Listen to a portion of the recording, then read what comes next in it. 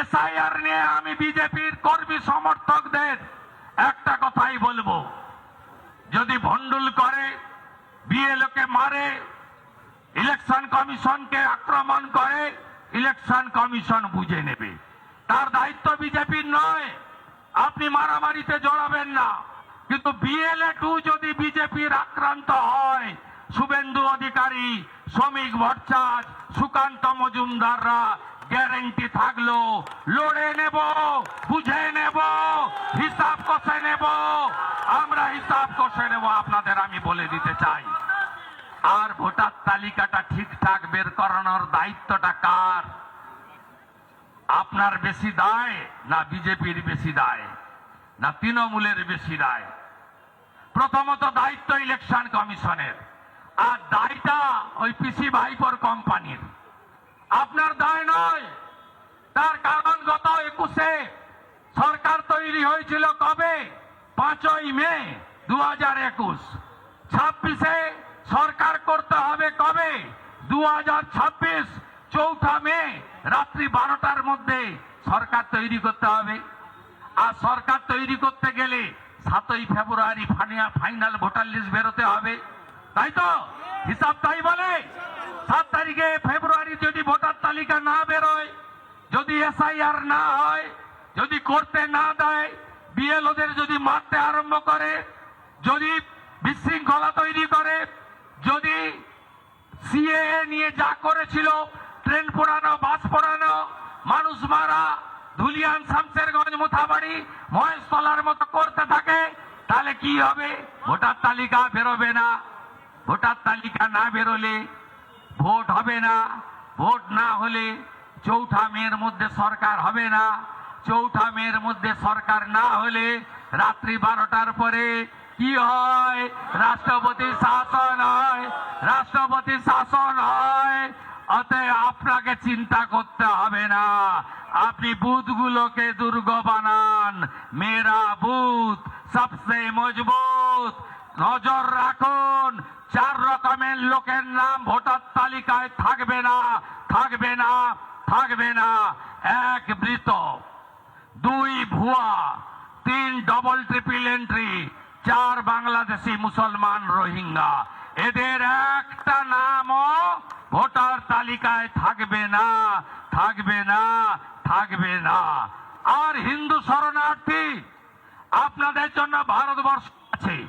আজকে নয়, স্বাধীনতার পর থেকে যখনই অবিভক্ত পাকিস্তান, আফগানিস্তান, আজকের বাংলাদেশিরা, হিন্দুরা ধর্ম বাঁচানোর জন্য বিপদে পড়েছেন, তখনই ভারত মাতা এগিয়ে এসেছে।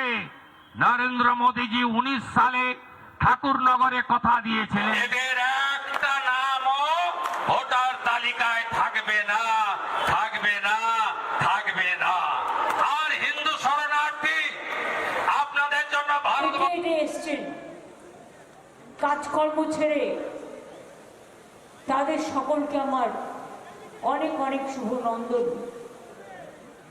আমাদের সাথে মিছিলে এসছেন অনেক খেলোয়াড়, যারা দেশের গর্ব করেছেন, আন্তর্জাতিক লেভেলে গর্ব করেছেন, রাজ্যে গর্ব করেছেন। নগরে কথা দিয়েছিলেন যে আমাকে সরকার আনতে দিন, আমি সিএএ করব, সিটিজেনশিপ অ্যামেন্ডমেন্ট অ্যাক্ট তিনি করে দিয়েছেন। সিটিজেনশিপ অ্যামেন্ডমেন্ট অ্যাক্ট কবে চালু হয়েছে? 2024-এ 6 মার্চ থেকে চালু হয়েছে। সিটিজেনশিপের সার্টিফিকেট কে কে পেয়েছেন? একটা উদাহরণ দিয়ে গেলাম, গত 22 এপ্রিল